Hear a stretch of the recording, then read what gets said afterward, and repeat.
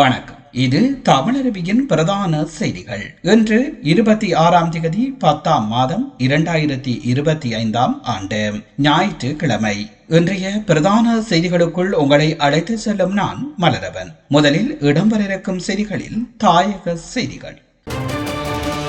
தமிழ் மக்களுக்கான நிரந்தர அரசியல் தீர்வை பெற்றுக் கொடுக்கும் நெடும் பயணத்தில் ஈடுபடுவதாக இலங்கை தமிழரசு கட்சியின் யாழ் மாவட்ட நாடாளுமன்ற உறுப்பினர் சிவஞானம் ஸ்ரீதரன் தெரிவித்தார். கடந்த அரசாங்கங்களில் இந்த நீண்ட நெடும் பயணத்தில் சிறு சிறு பேச்சுவார்த்தைகளுக்கான வழிகள் அல்லது ஆரம்ப முயற்சிகள் மேற்கொள்ளப்பட்டதாக அவர் குறிப்பிட்டார். எனினும் தற்போதைய அரசாங்கத்தின் நடவடிக்கைகள் இன்னமும் அது குறித்து சிந்திக்கவில்லை என ஸ்ரீதரன் கூறினார். தனியார் வானொலியொன்று வழங்கிய நிகழ்வின் போது அவர் இதனை தெரிவித்துள்ளார். ஜனாதிபதி தெரிவாகி ஒரு வருடம் கடந்துள்ளதாகவும் நாடாளுமன்ற தேர்தல் நடைபெற்று ஒரு வருடம் பூர்த்தியாகியுள்ளதாகவும் குறிப்பிட்ட அவர் தமிழ் மக்களுக்கு ஓர் நிரந்தர அரசியல் பிரச்சினை உள்ளது என்றும் அந்த நிரந்தர அரசியல் பிரச்சினைக்கு நிரந்தர தீர்வை வழங்க வேண்டும் என்ற எண்ணம் இன்றைய அரசாங்கத்திற்கு இருக்கிறதா என்று தமக்கு தெரியவில்லை எனவும் குறிப்பிட்டார். காலம் இழுத்தடிக்கப்படுவதே தவிர அரசாங்கம் இன்னமும் ஊக்கமான செயல்பாடுகளை முன்னெடுக்கவில்லை என்பது தம்முடைய நிலைப்பாடு என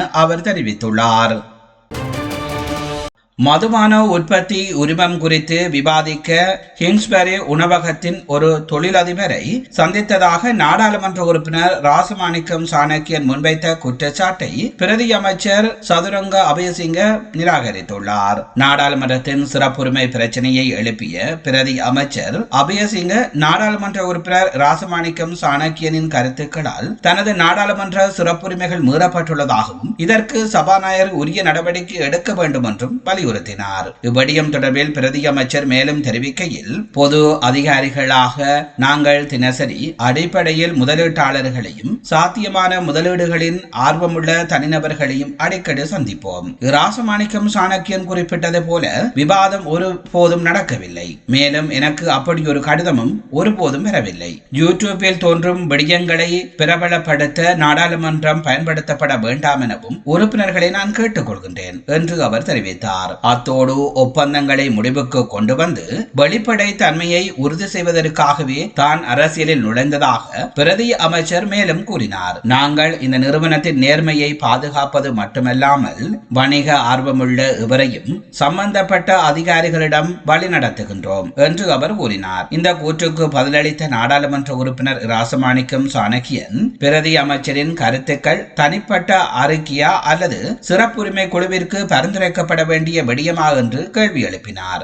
அத்துடன் இந்த விவகாரத்தை விசாரிக்கவும் சிசிடிவி காட்சிகளை ஆய்வு செய்யவும் தொடர்புடைய கடிதத்தை பரிசீலனை செய்யவும் நான் அரசாங்கத்தை வலியுறுத்தினேன். அவர் இதன் போது தெரிவித்தார். இதனைத் தொடர்ந்து பிரதி அமைச்சர் தனிப்பட்ட அறிக்கைகளை வெளியிடுவதன் மூலம் பொறுப்பு கூறலை தவிர்க்க கூடாது என்றும் நாடாளுமன்ற உறுப்பினர் ராசமாணிக்கம் சாணக்கியன் குறிப்பிட்டார். முன்னதாக இந்த வார தொடக்கத்தில் பிரதி அமைச்சர் அபயசிங்கவும் நாடாளுமன்ற உறுப்பினர் நஜித் இந்திகவும் கிங்ஸ்பரி உணவகத்தில் தொழிலதிபர் ஒருவரை சந்தித்து மது உற்பத்தி உரிமம் குறித்து விவாதித்ததாக நாடாளுமன்ற உறுப்பினர் சாணக்கியன் குற்றம் சாட்டியதை தொடர்ந்தே நாடாளுமன்றத்தில் இந்த வாத விவாதங்கள் இடம்பெற்றன. இசாரா செவ்வந்தி தொடர்பில் விசாரணை மேற்கொள்வதற்காக கிளிநொச்சிக்கு சென்றிருந்த கொழும்பு காவல்துறை குழுவின் சோதனை நடவடிக்கைகளின் போது கஞ்சா பொதிகளுடன் ஒருவர் கைது செய்யப்பட்டுள்ளார். இதன் போது 5 பொதிகளில் பொதி செய்யப்பட்ட கஞ்சா போதைப் பொருட்கள் மீட்கப்பட்டுள்ளன.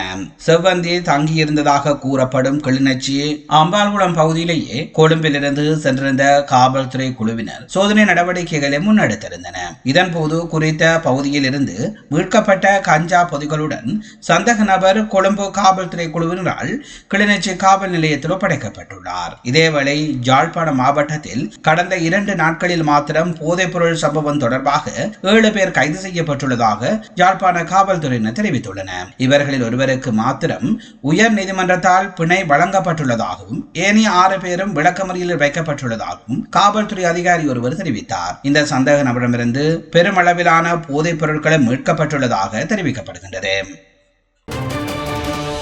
பாதுகாப்பு அச்சுறுத்தல் இருப்பதாக கூறும் மக்கள் பிரதிநிதி ஒருவருக்கு எவ்வாறு பாதுகாப்பு அச்சுறுத்தல்கள் ஏற்படுகின்றன என்பதை ஆராயுமாறு காவல்துறைக்கு பணிப்புரை விடுக்கப்பட்டுள்ளது. அதன்படி அவர் மக்கள் பிரதியாக தெரிவாகியதன் பின்னர் அவருக்கு பாதுகாப்பு அச்சுறுத்தல் இருக்கின்றதா அல்லது ஏதேனும் சட்டவிரோத குற்ற செயல்களால் அவருக்கு பாதுகாப்பு அச்சுறுத்தல் இருக்கின்றதா என்பதை ஆராய பணிப்புரை விடுக்கப்பட்டுள்ளதாக அமைச்சர் ஆனந்த விஜயபால தெரிவித்துள்ளார். பொதுமக்களின் பாதுகாப்பிற்கு எவ்வித அச்சுறுத்தல் இருப்பதாக எதிர்க்கட்சிகள் முன்வைக்கும் குற்றச்சாட்டுகள் குறித்து பொது பாதுகாப்பு அமைச்சர் ஆனந்த விஜயபாலிடம் கேட்டபோதும் அதற்கு பதிலளித்த அவர் பொதுமக்களின் பாதுகாப்பிற்கு எவ்வித அச்சுறுத்தலும் இல்லை என்று கூறினார். அத்துடன் வெலிகம பிரதேச சபை தவிசாளரை தவிர எதிர்க்கட்சிகளில் 38 தவிசாளர்கள் கடமையில் இருக்கின்ற போது அவர்களுக்கும் அச்சுறுத்தல் இருக்கிறதா என்று அவர் கேள்வி எழுப்பியுள்ளார். அதேபோன்று ஏனைய உள்ளூராட்சி தலைவர்களுக்கு இவ்வாறான எவ்வித அச்சுறுத்தல்களும் இல்லை என்றும் அமைச்சர் குறிப்பிட்டார். நாடாளுமன்ற உறுப்பினர் சாணக்கியனுக்கு பாதுகாப்பு அச்சுறுத்தல் இருப்பதாக கூறிய நிலையில் அவரின் பாதுகாப்பு பலப்படுத்தப்பட்டுள்ளதாக பொதுமக்கள் பாதுகாப்பு அமைச்சர் ஆனந்த விஜயபால தெரிவித்துள்ளார். அதேபோன்று நாடாளுமன்ற உறுப்பினர் ஜெகத் விதானவுக்கும் பாதுகாப்பு பலப்படுத்தப்பட்டுள்ளதாக அமைச்சர் தெரிவித்தார். இதேவேளை உயிரிழந்த வெலிகம பிரதேச சபையின் தவிசாளர் முன்னதாக பாதுகாப்பு கோரி காவல்துறை அதிபர் மற்றும் பிரதி காவல்துறை அதிபருக்கு கடிதம் அனுப்பியிருந்தது அமைச்சர் தெரிவித்தார். அதன் பின்னர் அவருக்கு எவ்வாறு பாதுகாப்பு வழங்குவது என்பது குறித்து கலந்துரையாடப்பட்டதாகவும் அமைச்சர் ஆனந்த விஜயபால தெரிவித்தார். இதனிடையே மக்கள் பிரதிநிதிகளை தெரிவு செய்யும் போது சிறந்த ஒருவரை தெரிவு செய்தால் அவர்களுக்கு எவ்வித அச்சமும் இன்றி காவல்துறை பாதுகாப்பை வழங்க முடியும் என்றும் பொதுமக்கள் பாதுகாப்பு அமைச்சர் ஆனந்த விஜயபால தெரிவித்துள்ளமை இங்கு குறிப்பிடத்தக்கது. நாட்டில் எதிர்வரும் நாட்களிலும் மழையுண்டான வானிலை தொடரும் என வளிமண்டலவியல் திணைக்களம் எதிர்வு கூறியுள்ளது. நாட்டில் சில பகுதிகளில் இன்றைய தினம் 100 மில்லிமீட்டர் வரையில் மழை வீழ்ச்சி பதிவாக கூடும் என வளிமண்டலவியல் திணைக்களம் எதிர்வு கூறியுள்ளது. அதன்படி மேல் சப்ரகமுக மத்திய வடமேல் வடக்கு மற்றும் வடமத்திய மாகாணங்களிலும் காலி மாத்தறை மற்றும் திருகோணமலை மாவட்டங்களிலும் மழை அல்லது இடியுடன் கூடிய மழை பெய்யக்கூடும் என எதிர்வு கூறப்பட்டுள்ளது. சுங்கத்தினால் தடுத்து வைக்கப்பட்டுள்ள வாகனங்களை விடுவிப்பது தொடர்பான புதிய நிபந்தனைகள் உள்ளடங்கிய வர்த்தமானி அறிவிப்பை நிதி திட்டமிடல் மற்றும் பொருளாதார அபிவிருத்தி அமைச்சராக ஜனாதிபதி வெளியிட்டுள்ளார். இந்த ஒழுங்குமுறை நடைமுறைக்கு வந்துள்ளதாக குறிப்பிடப்பட்டுள்ளது. இந்த புதிய விதிமுறைகளின்படி வாகனங்கள் உற்பத்தி செய்யப்படும் நாடு அல்லது வேறு ஒரு நாட்டின் சர்வதேச நாணய கடிதம் திறக்கப்பட்டு இறக்குமதி செய்யப்பட்டிருந்தால் அந்த வாகனங்களை விடுவிக்க அனுமதிக்கப்படுகிறது. ஏற்றுமதி மற்றும் இறக்குமதி கட்டுப்பாட்டு சட்டத்தை மீறியதாக கூறி கடந்த மே மாதம் முதல் சுங்கத்தால் நூற்றுக்கணக்கான வாகனங்கள் துறைமுகங்களில் தடுத்து வைக்கப்பட்டிருந்தன. ஆவணங்கள் மற்றும் பதிவு தொடர்பான குறிப்பிட்ட நிபந்தனைகளுக்கு உட்பட்டு அத்தகைய வாகனங்களை விடுவிக்க இறக்குமதியாளர்களுக்கு இந்த புதிய வர்த்தமானி ஒரு வாய்ப்பை வழங்குகிறது. இலங்கையில் 80,000க்கும் அதிகமான பாலியல் தொழிலாளர்கள் இருப்பதாக கணக்கெடுப்பு ஒன்றின் மூலம் தெரிய வந்துள்ளது. எனினும் அவர்கள் அனைவரும் பதிவு செய்யப்பட்டு சட்ட ரீதியான கட்டுப்பாட்டின் கீழ் கொண்டு வரப்பட வேண்டும் என்று பேராசிரியர் சட்டத்தரணி பிரதீபா மகானா மகிவா வலியுறுத்தியுள்ளார். பாலியல் தொழிலாளர்கள் பெண்களை சமூகத்தில் ஒதுக்காமல் மற்றும் புறக்கணிக்காமல் ஒருங்கிணைப்பது குறித்து இலங்கையின் முன்னணி இலத்திரனியல் மற்றும் அச்சு ஊடகவியலாளர்களின் கருத்துக்கள் மற்றும் ஆலோசனைகளை பெறுவதற்காக கொழும்பில் இடம்பெற்ற செயலமர்வு ஒன்றிலேயே பேராசிரியர் இதனை தெரிவித்தார். பாடசாலைகள் மூலம் பாலியல் கல்வியை மேலும் பிரபலப்படுத்த வேண்டும் என்றும் அவர் வலியுறுத்தினார். அத்துடன் பாலியல் தொழிலாளர்களுக்கு அடிப்படை மனித உரிமைகள் இருக்க வேண்டும் என்றும் பாலியல் தொழிலில் ஈடுபடும் பெண்களுக்கும் ஆண்களுக்கும் சமூகத்தில் ஒரு அங்கீகாரத்தை பெற வேண்டும் என்றும் பேராசிரியர் வலியுறுத்தியுள்ளார். இதேவேளை தற்பொழுது பாலியல் தொழிலாளர்களில் 95% ஆணுரைகளை பயன்படுத்துகின்றமை கண்டறியப்பட்டு இந்த நிகழ்வில் கருத்து தெரிவித்த மருத்துவர் கரசந்திர ஜக்கந்தாவல தெரிவித்துள்ளார். இதனால் பாலியல் தொழிலாளர்களில் பலர் பாதுகாப்பான முறைமைகளை பின்பற்றுவதாலும் சமூகத்தில் பாலியல் நோய்கள் குறைந்துள்ளதாகவும் அவர் சுட்டிக்காட்டியுள்ளார். பலர் பாடசாலை பிள்ளைகள், ஆரம்ப பிரிவு மாணவர்கள் மற்றும் உயர் வகுப்பு மாணவர்கள் என பிரித்து தனித்தனியாக பாலியல் கல்வி கற்பிக்க வேண்டிய நேரம் வந்துள்ளதாகவும் அவர் குறிப்பிட்டார். அத்துடன் பாடசாலை மாணவர்களுக்கு பாலியல் உறுப்புகள் பற்றியோ அல்லது பாலியல் செயல்முறைகள் பற்றியோ விழிப்புணர்வு இல்லை என்றும் மருத்துவர் தெரிவித்துள்ளார். இதனிடையே பாலியல் தொழிலில் ஈடுபடும் பெண்களை ஒதுக்காமல் மற்றும் புறக்கணிக்காமல் சமூகத்துடன் இணைக்க அனைவரும் தயாராக இருக்க வேண்டும் என்றும் இந்த செயலமர்வை ஏற்பாடு செய்திருந்த சமூக சக்தி அபிவிருத்தி அறக்கட்டளையின் நிறைவேற்று பணிப்பாளர் H.A. லக்ஷ்மன் தெரிவித்துள்ளார். அத்துடன் தமது அறக்கட்டளை ஏற்கனவே கொழும்பு, குருநாகல், ஹம்பாந்தோட்டை ஆகிய மாவட்டங்களில் உள்ள 10,000 பாலியல் தொழிலாளர்களை இந்த பணிகளில் இணைத்துள்ளதாகவும் அவர் தெரிவித்துள்ளமை இங்கே குறிப்பிடத்தக்கது. நேயர்கள், நீங்கள் பார்த்து கொண்டும் கேட்டுக்கொண்டும் இருப்பது தமிழருவியின் பிரதான செய்திகள். பிரதான செய்திகள் வாயிலாக இதுவரையில் தாயக செய்திகளோடு இணைந்திருந்தீர்கள். செய்திகள் தொடர்பான உங்கள் கருத்துக்களை கீழே பதிவு செய்யுங்கள். தொடர்ந்தும் உங்கள் உறவுகளுக்கும் நண்பர்களுக்கும் எமது சேனலை தெரியப்படுத்துங்கள். இனி தொடர்வது சர்வதேச செய்திகள். சர்வதேச செய்திகளுக்குள் உங்களை அழைத்து செல்லும் நான் மலரவன். ஆப்கானிஸ்தானின் டோரா போரா மலைப்பகுதியில் ஒசாமா பின் சுற்றி வளைக்கப்பட்ட நிலையில் அவர் பெண் வேடமணிந்து தப்பியதாக அமெரிக்க உளவு அமைப்பின் முன்னாள் அதிகாரி தெரிவித்துள்ளார். இந்திய ஊடகம் ஒன்றிற்கு அவர் வழங்கிய விசேட செவியிலேயே இதனை தெரிவித்துள்ளார். கடந்த 2001ஆம் ஆண்டு செப்டம்பர் 11ஆம் தேதி அல் கைதா அமைப்பின் 19 பயங்கரவாதிகள் 4 வர்த்தக விமானங்களை கடத்தின. அதில் 2 விமானங்கள் மூலம் நியூயார்க்கில் உள்ள உலக வர்த்தக மையம் அமைந்திருந்த இரட்டை கோபுரம் என வர்ணிக்கப்பட்ட 2 மிக உயரமான கட்டடங்களை தாக்கி அளித்தன.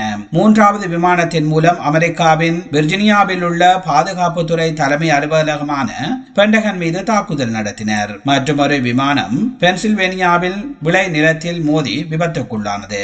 இந்த பயங்கரவாத செயல்பாடுகளுக்கு முற்றுப்புள்ளி வைப்பதற்காக அமெரிக்கா தீவிர வேட்டையில் களமிறங்கியது. அப்போது ஆப்கானிஸ்தானில் இருந்த ஒசாமா பின் லேடன் பின்னர் அங்கிருந்து தப்பி பாகிஸ்தானுக்குள் நுழைந்து அங்கு தலைமறைவாகி இருந்தார். பாகிஸ்தானின் அப்போடாபாத் நகரத்தில் தலைமறைவாகி இருந்த ஒசாமா பின் லேடனை அமெரிக்கா படைகள் கடந்த 2011ஆம் ஆண்டு மே மாதம் 2ஆம் தேதி சுட்டுக் கொன்றது. இந்நிலையில் ஒசாமா பின் லேடன் 10 ஆண்டுகளுக்கு முன்பாகவே கொல்லப்பட்டிருக்க வேண்டியவர் என்றும் அவர் பெண் வேடமிட்டு ஆப்கானிஸ்தானில் மலைப்பகுதிகளில் இருந்து தப்பிவிட்டார் என்றும் அமெரிக்கா உளவு அமைப்பின் முன்னாள் அதிகாரி ஜான் கிரியாகோ தெரிவித்துள்ளார். வடகொரியா தலைவர் கிம் யோங் உன்னை தனது ஆசியா பயணத்தின் போது சந்திக்க விரும்புவதாக அமெரிக்கா ஜனாதிபதி டொனால்ட் ட்ரம்ப் கூறியுள்ளார். தான் கிம் யோங் உன்னுடன் சிறந்த உறவை கொண்டிருந்ததாக டொனால்ட் ட்ரம்ப் செய்தியாளர்களிடம் குறிப்பிட்டுள்ளார். ட்ரம்ப் தனது முதல் பதவி காலத்தில் இறுதியாக கிம் யோங் உன்னை சந்தித்துள்ளார். கடந்த 2019ஆம் ஆண்டில் இச்சந்திப்பு நடைபெற்றதாக தெரிவிக்கப்படுகின்றது. இருவரும் ஒருவரொருவர் சந்தித்தது தொடர்பான புகைப்படங்கள் வெளியாகியிருந்தன. இந்த சந்திப்பு வடகொரியாவில் நடைபெற்றதோடு அங்கு முதல் முறையாக சென்ற அமெரிக்கா ஜனாதிபதி என்ற பெருமையும் ட்ரம்புக்கு உண்டு. உலக அரங்கில் பெரும்பாலும் தனிமைப்படுத்தப்பட்ட ஒரு இரகசிய கம்யூனிஸ்ட் சர்வாதிகார நாடான வடகொரியாவிற்கு அணு ஆயுதங்களை உருவாக்கும் அதன் முயற்சிகளுக்கு ட்ரம்ப் ஒரு வித்தியாசமான அணுகுமுறையை கையாண்டு வருகின்றார். ஆரம்பத்தில் கிம்மை சிறிய ராக்கெட் மனிதன் என்று கேலி செய்தவரே இந்த ட்ரம்ப். வெள்ளை மாளிகை தகவல்களின்படி ட்ரம்ப் கிம் யோங்கை இதற்கு முன்னர் 3 தடவைகள் சந்தித்ததாக கூறுகிறது. எனினும் அணு ஆயுத மயமாக்கல் திட்டத்தில் இருவரும் உடன்பட தவறிவிட்டதாக அறிய முடிகிறது. அதன் பின்னர் வடகொரியா பல கண்டங்களுக்கு இடையேயான ஏவுகணை சோதனையை செய்துள்ளது என்றும் அதன் அண்டை நாடுகள் கூறி வருகின்றன. இதேவேளை வடகொரியாவை அணுவாயுத நாடாக அங்கீகரிப்பீர்களாயின செய்தியாளர்கள் ரொம்பிடம் கேட்பதற்கு அவர்கள் ஒருவித சக்தி என்று தான் நினைக்கின்றேன். அவர்களிடம் நிறைய அணு ஆயுதங்கள் உள்ளன என்று கூறினார். இதனிடையே வடகொரியா தனது அணு ஆயுதங்களை கைவிட வேண்டும் என்ற அபத்தமான கோரிக்கையை அமெரிக்கா தொடர்வதை நிறுத்தினால் மீண்டும் ட்ரம்பை சந்திக்க தயாராக இருப்பதாக கிம் யோங் உன் கூறியுள்ளார். ஜனாதிபதி ட்ரம்பை எனக்கு இன்னமும் நல்லா நினைவிருக்கிறது என்றும் கிம் யோங் உன் கடந்த மாதம் ஒரு உரையில் கூறியதாகவும் தெரிவிக்கப்படுகின்றது. பாகிஸ்தானுக்கு செல்லும் தண்ணீரை தடுக்க குனார் நதியில் புதிய அணை கட்டப்படும் என ஆப்கானிஸ்தான் அரசு அறிவித்துள்ளது. பாகிஸ்தானுக்கும் ஆப்கானிஸ்தானுக்கும் சுமார் 2640 கிலோமீட்டர் எல்லையை பகிர்ந்து கொண்டுள்ளன. கட்டார் நாட்டின் சமரசத்தின் பேரில் கடந்த 19ஆம் தேதி போர் நிறுத்தம் அமல் செய்யப்பட்டது. இருப்பினும் இரு நாடுகளின் எல்லை பகுதிகளில் தொடர்ந்தும் பதற்றமான சூழல் நிலவி வருகிறது. இந்நிலையில் 480 கிலோமீட்டர் நீளம் கொண்ட நதியில் 70% 50% தண்ணீரை பாகிஸ்தான் பயன்படுத்தி வருகிறது. இதனை தடுக்கவே நதியில் புதிய அணையை கட்ட ஆப்கானிஸ்தான் அரசு முடிவு செய்துள்ளது. இது குறித்து ஆப்கானிஸ்தான் நீர்வளத்துறை அமைச்சர் சமூக வலைதளத்தில் பதிவு ஒன்றையும் வெளியிட்டுள்ளார். அந்த பதிவில் அவர் இதனை தெரிவித்துள்ளமை இங்கே குறிப்பிடத்தக்கது. நேர்கள் இதுவரை நேரமும் பார்த்து கொண்டும் கேட்டுக்கொண்டும் இருந்தது தமிழருவியின் பிரதான செய்திகள். பிரதான செய்திகள் வாயிலாக தாயகம் மற்றும் சர்வதேச செய்திகளை எடுத்து வந்திருந்தோம். இதுவரை நேரமும் எமது செய்திகளோடு இணைந்திருந்த அத்தனை நேர்களுக்கும் நன்றிகளை தெரிவித்துக் கொள்வதோடு விடுந்திருக்கின்ற இன்றைய பொழுது உங்கள் எல்லோருக்கும் ஒரு நல்ல பொழுதாக அமைய எல்லாம் வல்ல இறைவனை வேண்டி உங்களிடமிருந்து விடைபெறும் நான் மலரவன். மீண்டும் இன்னும் ஒரு பிரதான செய்தியோடு உங்களை நான் சந்திக்கின்றேன். அதுவரையில் நன்றி, வணக்கம்.